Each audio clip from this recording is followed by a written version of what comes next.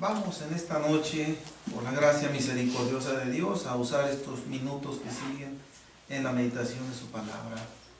Estamos viendo el tema, el día de reposo. La parte, pues ya apenas mi hermano Salomón tal vez la sabe. Yo ya sinceramente no sé qué parte vamos, pero estamos continuando con el mismo tema, el día de reposo. Abramos nuestras Biblias en el capítulo 3 del libro de Hebreos, Epístola a los Hebreos, capítulo 3, Nuevo Testamento.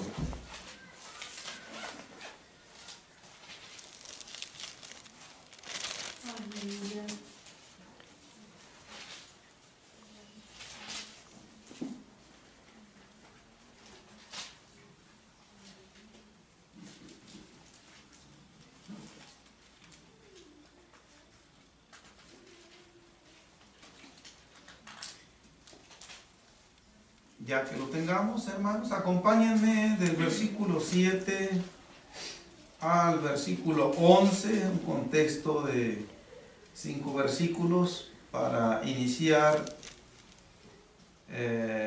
estos pasajes bíblicos que el Señor nos dejó aquí de una manera muy enfática, refiriéndose al reposo del pueblo de Dios. Versículo 7 al 11.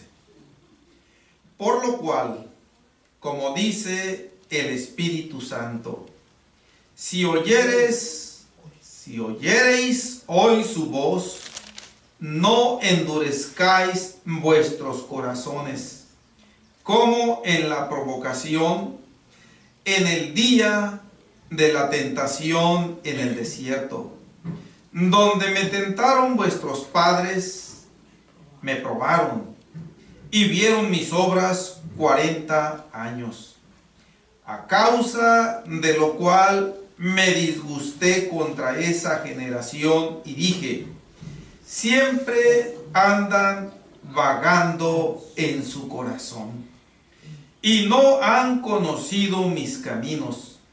Por tanto, juré en mi ira, no entrarán en mi reposo. Amén, mis hermanos. Tomen su asiento. Gloria a Dios.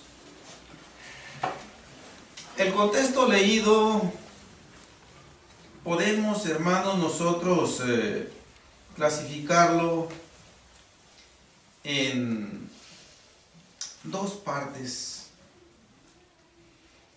La primera, que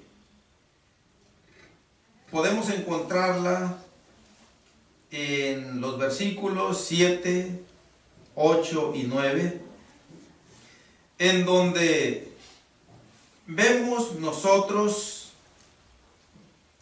una alusión que el autor anónimo de Hebreos hace sobre acontecimientos que sucedieron cuando el pueblo de Israel estaba en el desierto e iba hacia la tierra prometida. El autor de Hebreos toma estos versículos prácticamente que acabamos de leer de una manera muy concreta del Salmo número 95. Parte del Salmo 95, pudiéramos decirlo, la segunda mitad del Salmo 95, el autor de Hebreos la está tomando para plasmarla aquí. Y la primera parte de este, pues, aviso, porque es un aviso preventivo, nos está haciendo recordar que en el tiempo pasado el pueblo del pacto de Dios mostró desobediencia, incredulidad, rebeldía y adoptó una actitud de enemigos de Dios prácticamente. ¿Por qué? Porque estos términos que usa, que lo tentaron, lo probaron, lo provocaron, todo esto está conteniendo implícitamente una gran desobediencia. Aquí, no menciona esa palabra, pero aquí está comprendido. Sí. Y el autor de Hebreos, a los oyentes, creyentes judíos, de una manera muy especial, que es a los que se dirigió esta carta inicialmente, les está diciendo que ellos no deben caer en esa misma actitud de provocación. Una provocación es un acto mediante el cual se incita a otro o a otra a entrar en un pleito. Eso es una provocación. ¿Sí? Y esto es lo que hizo el pueblo de Israel en el desierto. Pero miremos a quién provocaron. Aquel que era el único que podía tener de ellos misericordia, y que de hecho la tuvo. Y ahora, pues el mensaje, hermanos, es para nosotros también. Nos llega. Gloria a Dios. La segunda parte de este contexto, ya vimos que la primera muestra la actitud de rebelión, de provocación a Dios por parte de su pueblo. La segunda parte, que la tenemos en los versículos 10 y 11, nos dice la respuesta de Dios hacia ese comportamiento de su pueblo. Y lo que el versículo 10 y el versículo 11 están diciendo es que Dios respondió con una actitud fulminante, tajante, contundente, de exterminio hacia todos aquellos que le provocaron. ¿Sí? Esos son los dos principales mensajes de este contexto bíblico. Mis hermanos, pero como aquí el autor de Hebreos nos cita el Salmo 95, del versículo 7 al versículo 11, yo considero leer esa parte del Salmo. Vayamos al Salmo 95. Tengamos por ahí algún separador en Hebreos 3, por favor, porque vamos a estar regresando, si el Señor así nos lo concede, ya que es el contexto base principal de estas enseñanzas que seguiremos teniendo. De allí estaremos partiendo a otras citas bíblicas accesorias, por lo cual es importante que tengamos bien ahí ubicado Hebreos 3. Salmo 95. Versículo 7 al versículo 11. Porque Él es nuestro Dios, nosotros el pueblo de su prado y ovejas de su mano. Si oyereis hoy su voz, no endurezcáis vuestros corazones, no endurezcáis vuestro corazón, como en Meriba, como en el día de Masá en el desierto, donde me tentaron vuestros padres, me probaron y vieron mis obras. 40 años estuve disgustado con la nación y dije, pueblo es que divaga de corazón y no han conocido mis caminos. Por tanto, juré en mi furor que no entrarían en mi reposo. Si nosotros somos un poco observativos, hermanos, vamos a darnos cuenta de que el autor de Hebreos toma estos versículos y los plasma allá en el capítulo 3, en donde leímos la cita bíblica de inicio, pero hace unas pequeñas variantes de términos, de palabras. En lugar de decir pueblo es que divaga, allá dice siempre andan vagando en su corazón. Ahora, no hay ninguna diferencia, de fondo no hay ninguna diferencia. ¿Por qué? La palabra divagar quiere decir hablar, hacer o escribir algo sin sujetarse a un orden concreto, sin expresar una idea bien definida, un desorden. Eso es divagar. No llegar a un punto objetivo, sino que es una serie de alusiones vagas que no tienen cohesión, que no tienen coherencia entre sí. Bien. Y la palabra vagar, que nos menciona el autor de Hebreos, siempre andan vagando. La palabra vagar tiene diferentes significados, pero el principal significado es andar o caminar o ir de un lugar a otro sin un objetivo definido. ¿Sí? Eso es vagar. Andar de allá para acá, pero sin concretizar nada. Entonces, en el fondo viene siendo lo mismo. ¿Okay? Pero, mis hermanos, a su vez, el salmista hace alusión a otra cita bíblica de aquí mismo, del Viejo Testamento. Hace alusión a un contexto bíblico que tenemos ahí en el capítulo 17 de Éxodo.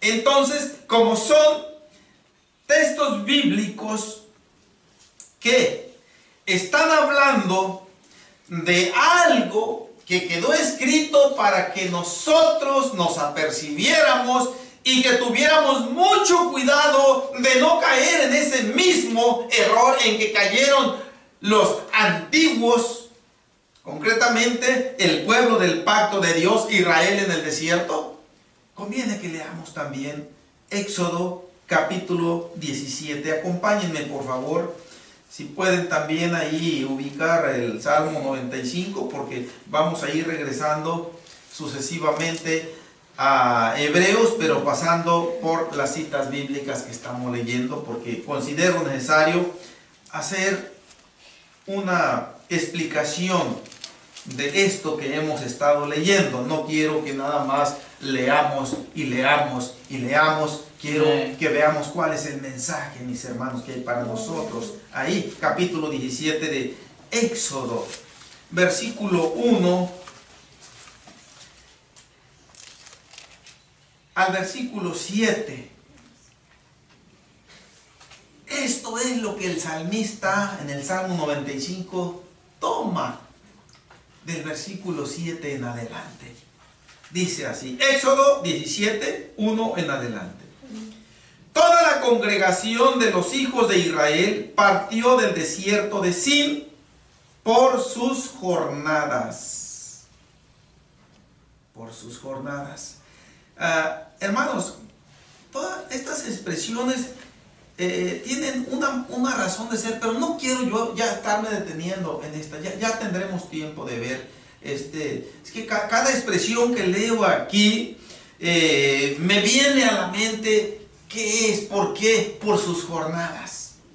Bien, pero ahí lo dejaremos para después, porque estamos en el punto del día de reposo.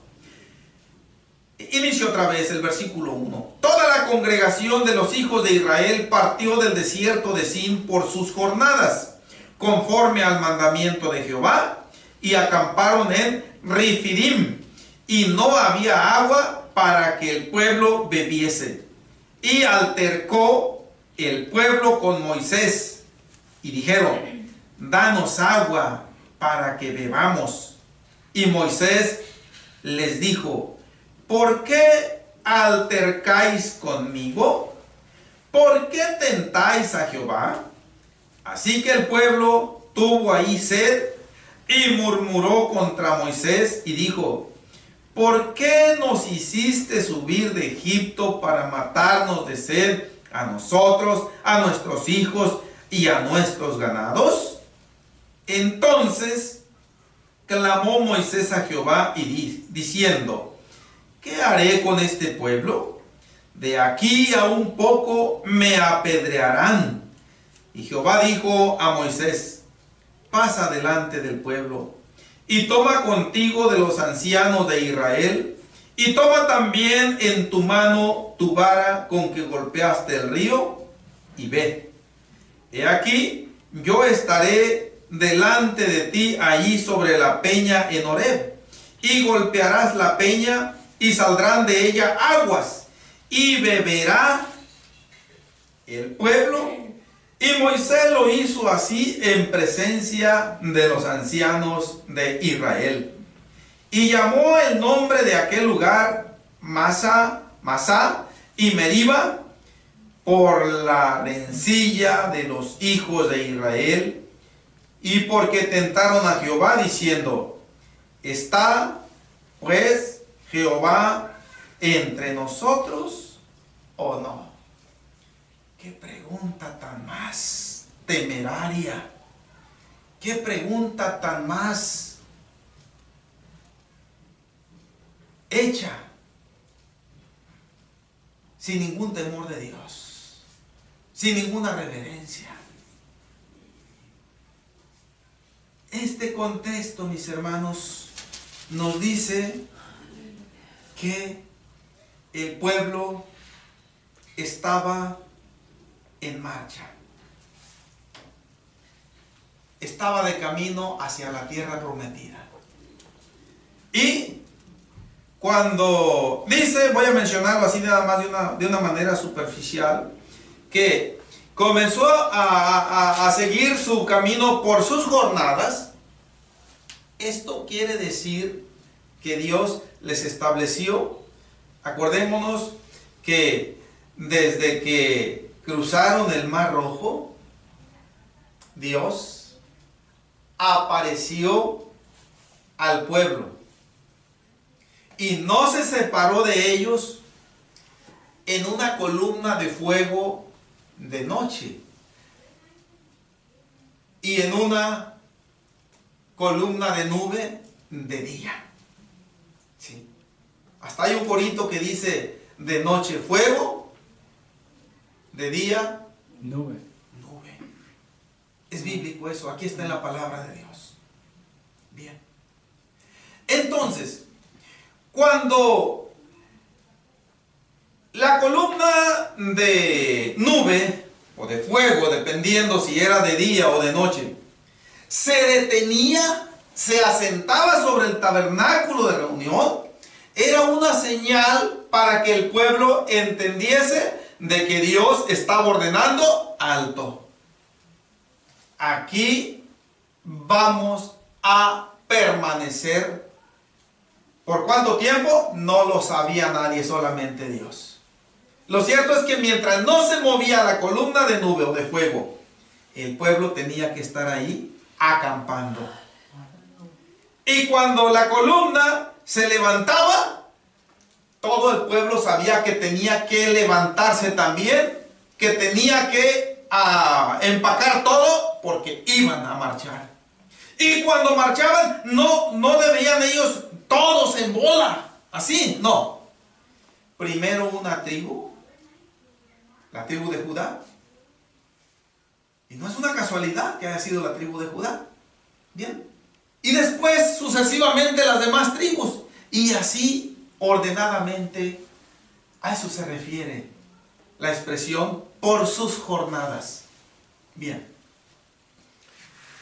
Pero el versículo 1 termina diciendo, y no había agua para que el pueblo bebiese.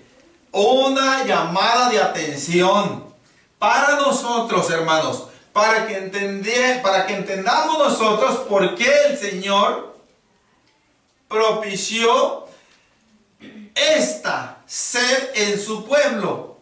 Miren, yo he dicho, mis hermanos, el Señor es poderoso y Él puede con toda facilidad hacernos llegar hasta la patria celeste sin que pasemos ninguna situación de prueba, ninguna situación de dolor, de angustia, de aflicción.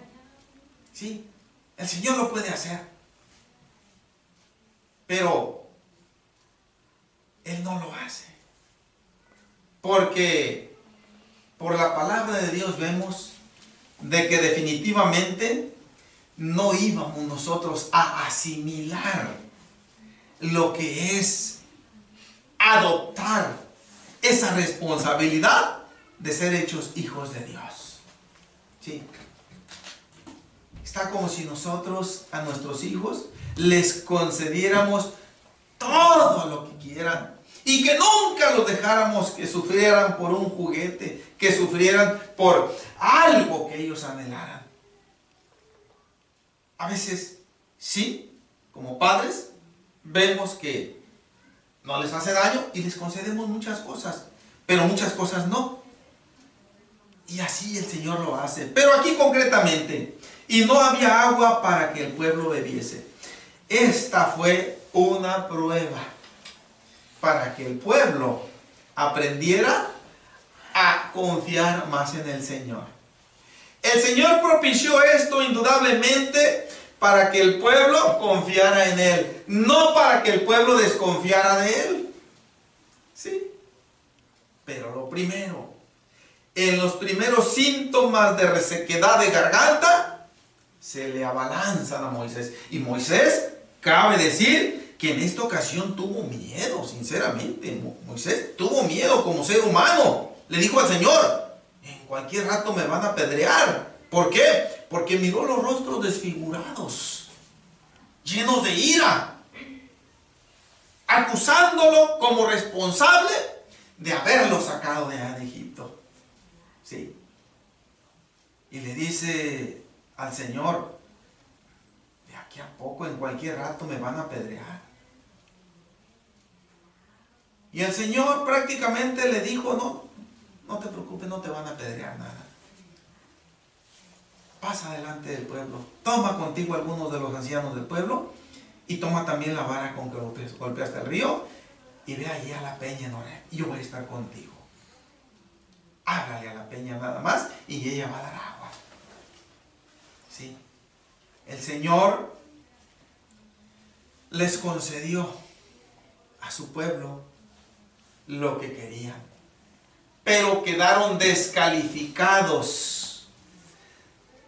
porque mostraron esa acción de altercado. Altercaron contra Moisés y Moisés les dice, ¿por qué altercáis conmigo? La palabra altercar quiere decir provocar a pleito a alguien. Un altercado que va más allá de una discusión acalorada, que puede llegar a la violencia física. Y eso es lo que pretendieron hacer con Moisés. Pero este suceso quedó registrado. Y el salmista, volvamos hermanos, les dije que no dejáramos el Salmo 95, gloria a Dios. El salmista cita esta porción bíblica. Ya habían pasado algunos siglos desde aquel acontecimiento que leímos allí en Éxodo, y el salmista lo cita aquí y les hace ver a los judíos de su época, porque miren, Este Salmo 95 se compone formalmente de dos partes. La primera parte no la leímos. La primera parte comprende del versículo 1 al versículo 6. Estos versículos, y todavía, mis hermanos, la mayor parte del versículo 7, están haciendo alusión. El salmista termina en la primera parte del versículo 7 con una declaración, mis hermanos, que es causa de fiesta constante en el creyente sincero. Es causa de celebración. ¿Por qué? Porque dice la primera parte del versículo 7 que leímos: porque Él es nuestro Dios, nosotros el pueblo de su prado y ovejas de su mano. Esto, mis hermanos, quiere decir que por la gracia misericordiosa de Dios hemos llegado a pertenecer a la familia más privilegiada que hay en todo el universo. ¿Sí? Pueblo de su prado, ovejas de su mano, en concreto hijos de Dios. ¿Sí? Por lo tanto, el salmista, con esta convicción, en los versículos previos, del versículo 1 al versículo 6, hace un llamado a toda la nación de Israel, un llamado a la celebración, un llamado a la alabanza, un llamado a la adoración, un llamado a tener una fiesta constante en el corazón, día y noche. Una fiesta interminable. Esto es lo que nos están diciendo los versículos del 1 hasta la primera parte del versículo 7. Dice: venid y aclamemos, y celebremos, y cantemos, y alabemos a Dios. ¿Por qué? Porque Él es nuestro Dios, y nosotros somos ovejas, el pueblo de su prado, y ovejas de su mano. Ahí. Pero, mis hermanos, antes de terminar el versículo 7, la voz del salmista cambia radicalmente y se vuelve solemne, se vuelve seria. Y lo que les está diciendo aquí a los judíos, al pueblo de Israel de ese entonces, cuando se compuso este salmo, es que si nosotros, le está diciendo a los judíos primeramente, mis hermanos, si nosotros pretendemos ser realmente el pueblo de Dios, el pueblo de su prado, ovejas de su mano, tenemos que estar conscientes de una cosa muy importante que nunca debe borrarse de nuestra mente y de nuestro corazón. Tenemos que aprender a oír la voz de Dios. Tenemos que aprender a obedecer la voz de Dios. Es lo que les está diciendo. ¿Por qué?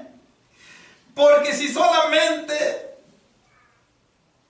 le cantamos, le adoramos, le alabamos, oramos, etc., pero no hemos aprendido a oír la voz de Dios, mucho menos a obedecerla, entonces todo lo que hagamos no sirve para nada.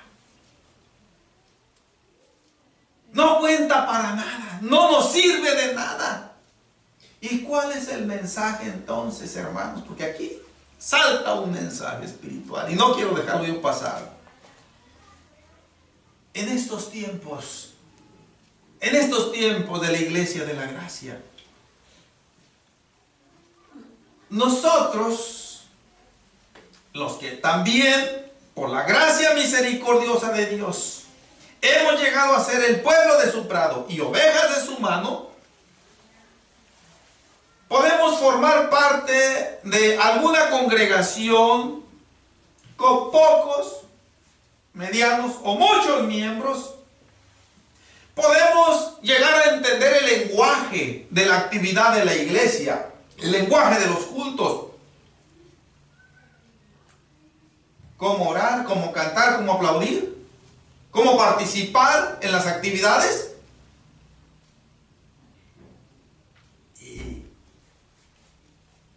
el mensaje nos llega y nos dice, está bien todo eso, porque es parte de lo que Dios quiere. Pero antes que eso, Dios quiere también, como lo quiso para los judíos del tiempo del Salmo 95, como lo quería para los tiempos del Éxodo, cuando venían en el desierto y que tuvieron sed porque no había agua, aprender a escuchar, a oír la voz de Dios y aprender a obedecer la voz de Dios, porque si no, de nada sirve todo lo que hagamos. Es lo que yo le digo al Señor en mis oraciones, mis hermanos, y ustedes pueden ayudarme también. Señor, que estos cultos tú los recibas, lleguen hasta el cielo, lleguen hasta tu santo trono, como aquellas ofrendas encendidas que ofrecían los sacerdotes, perfumadas con el humo del incienso, y que perfumen tu trono, Señor, y que sea recibido por ti con agrado. Porque si no pasa eso, Señor, estamos perdiendo el tiempo aquí nosotros solamente. Sí, esa es la realidad, mis hermanos. Y vamos a hacer bien si nosotros le suplicamos al Señor, gloria a Dios, que reciba la ofrenda que le ofrecemos mediante estos cultos. Con todo mi corazón, Señor, y creo que con todo el corazón, mis hermanos, nos congregamos con el propósito principal. El propósito número uno es honrarte a ti, Señor. Exaltarte a ti, Señor. Darte a ti siempre el lugar número uno. Y después de nosotros demostrarnos la honra. Porque honra quiere decir demostración de estima. ¿Ah? Pero en primer lugar, la honra le pertenece al Señor. Bien. Entonces, cuando el salmista termina diciendo, y ovejas de su prado, espérense, les dice, está bien. Pero para hacer eso, primero hay que aprender a oír la voz de Dios. ¿Por qué? Porque si no aprendemos a oír la voz de Dios, y si no aprendemos mucho más a obedecer la voz de Dios, en el fondo, por mucho que yo me llame cristiano, por mucho que yo me diga que soy pueblo de Dios, oveja de su prado, etc., en realidad no lo soy. Y solamente estoy viviendo un cristianismo postizo, un cristianismo falaz, inventado, ilusorio, sin esencia. Y por lo tanto, mis hermanos, el autor de Hebreos no en vano toma estas porciones bíblicas y se las escribe ahora a los judíos del primer siglo. Ya el mensaje pasó por el Éxodo, pasó por el tiempo en que vivió el rey David y sus contemporáneos, pero notemos algo, volvamos, mis hermanos, vamos a terminar la predicación. Creo que esta ha sido una mera introducción. En Hebreos capítulo 3, donde les dije que pusieran algún separador ahí para no batallar en encontrar otra vez la cita bíblica. Así como el salmista, hermanos, en el Salmo 95, dedica los primeros 6 versículos y la mitad o un poco más del versículo 7 a exhortar a la celebración, a la alabanza, a la proclamación a Dios, y concluyó con esa expresión preciosísima de que somos ovejas de su prado, somos pueblo de Dios. Y el autor de Hebreos, en este contexto previo al versículo 7 que leímos, vamos a ver que en el versículo 6, lo que el autor de Hebreos ha venido diciendo desde el versículo 1 hasta el versículo 6, es que hace referencia a que Moisés ciertamente fue un siervo fiel de Dios en toda la casa de Dios. Esto quiere decir, en todo lo que Dios le encomendó, Moisés lo obedeció. Moisés lo cumplió. Tuvo fallas. Fue un ser humano. Pero el Señor le borró todas esas fallas. Y lo que está diciendo, que Moisés fue solamente un instrumento humano que Dios usó para testimonio, dice el versículo 5, parte final, para testimonio de lo que se iba a decir. ¿Qué quiso decir el autor de Hebreos para testimonio de lo que se iba a decir? Que Moisés fue un vocero que por inspiración divina dijo que en un tiempo futuro, sin precisar fecha, iba a venir a este mundo aquel que nos iba a redimir del pecado, aquel que nos iba a salvar de la condenación eterna, aquel que iba a pagar el precio de nuestra salvación. Parte de esto, sin que quiera yo decir que esto es todo, parte de esto es lo que significa para testimonio de lo que se iba a decir. Después se iba a ir aclarando, se iba a ir viendo con más claridad la figura del Mesías que iba a venir. Bien. Pero, así como el salmista en el Salmo 95, en la parte conducente del versículo 7, termina diciendo que somos pueblo suyo y ovejas de su prado, el autor de Hebreos toma un mensaje similar. Y en el versículo 6 dice, pero Cristo como hijo sobre su casa, la cual casa somos nosotros, que es una expresión equivalente a decir, somos ovejas o pueblo de su prado y ovejas de su mano. Es lo mismo. La cual casa somos nosotros. Una expresión, hermanos, que debe causar un gran gozo. ¿Por qué? Porque está diciendo también lo que dijo el salmista. Hemos llegado a formar parte de la familia más privilegiada del universo. La cual casa somos nosotros. Se está refiriendo a la iglesia de Dios, de la cual nosotros somos parte. Bien, pero así como el salmista cambió de tono, el autor de Hebreos también empieza a cambiar de tono aquí. Hay una similitud muy grande entre el mensaje del Salmo 95 y este que está dando Hebreos aquí. Cuando dice el autor de Hebreos, pero Cristo como hijo sobre su casa, la cual casa somos nosotros, y ahí también empieza la prevención. Si retenemos firme hasta el fin la confianza y el gloriarnos en la esperanza. Los judíos del Éxodo mostraron cierta confianza en Dios, pero no la retuvieron.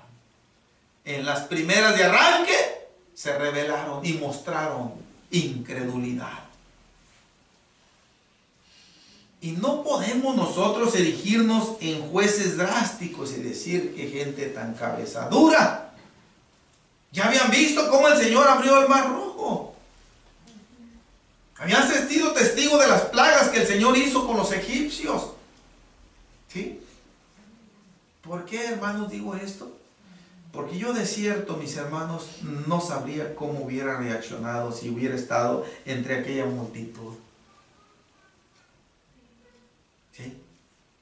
Por lo cual, solamente debemos abocarnos a tomar el mensaje preventivo que hoy nos llega a nosotros. Si retenemos firme hasta el fin la confianza y el gloriarnos en la esperanza. Esto, a contrario sensu, como se dice en términos gramaticales, quiere decir, si no retenemos firme hasta el fin esa confianza, no somos casa de Dios. Al tiempo presente lo somos. Sí, pero aquí vuelve otra vez a entrar esa prevención que siempre va a estar latente. Nadie la tiene asegurada. Ni siquiera el apóstol Pablo, quien dijo, hermanos, yo no pretendo haberlo alcanzado ya todo. Yo no la tengo asegurada. Yo lo que hago es que sigo adelante. No me doy a la derrota. Me he sentido muchas veces cansado. He estado enfermo. He sido descalificado. He estado en la cárcel. He estado en el mar. He naufragado. He pasado fríos, calores, etc. Pero yo no me doy a la derrota. Yo sigo adelante. O sea, el apóstol Pablo, de hecho, estaba diciendo implícitamente, yo continúo reteniendo firme esa confianza en Dios. Yo sigo confiando en el Señor. Aun cuando Él ha permitido que me hayan apaleado, que me hayan apedreado, que me hayan encarcelado, que me hayan injuriado, descalificado, etc. Yo sigo confiando en Él. Si Él ha permitido eso en mi vida, es porque quiere ayudarme a llegar con más madurez al cielo. ¿Sí? Y eso es para nosotros una enseñanza preciosa también, mis hermanos. Porque, al menos yo en lo personal, he sido un desastre, una vergüenza en las pruebas. Gloria a Dios. Y por la gracia misericordiosa del Señor, aquí estamos en pie de lucha, mis hermanos, que nos levanta, nos limpia y nos restaura. Gloria a Dios. Entonces, hermanos, así como el salmista dijo, si oyereis hoy su voz, también el autor de Hebreos dice a los creyentes del primer siglo, si oyeres hoy su voz. ¿Por qué? Porque estaban mostrando síntomas visibles, palpables, de falta de fe. Estaban evidenciando incredulidad. ¿Por qué? Porque muchos estaban queriéndose volver a las obras de la ley otra vez. Y el autor de Hebreos les dice, eso no es saber escuchar la voz de Dios. Eso no es saber obedecer la voz de Dios. Eso es ponerle atención a charlatanes, a predicadores mentirosos que vienen de parte de Satanás como emisarios del mismo demonio. Y ustedes no deben escuchar eso. Y por eso dice, si oyeres hoy su voz. Eso es lo que empieza diciendo después de decir, por lo cual, como dice el Espíritu Santo, mis hermanos, vamos a terminar la predicación aquí. Vamos, como dije, esta fue una mera introducción, pero vamos a tratar de entrar de lleno ya en la cita de Hebreos, en la próxima predicación. Que el Señor nos ayude, mis hermanos. Y quiero enfatizar que en estos versículos que va a comprender también parte del capítulo 4, es donde vamos nosotros a tratar de entender con mayor claridad la finalidad de el reposo que Dios le instituyó a su pueblo Israel y el reposo que significó para nosotros hoy. Amén. Vamos orando, mis hermanos, y pidámosle al Señor que nos ilumine.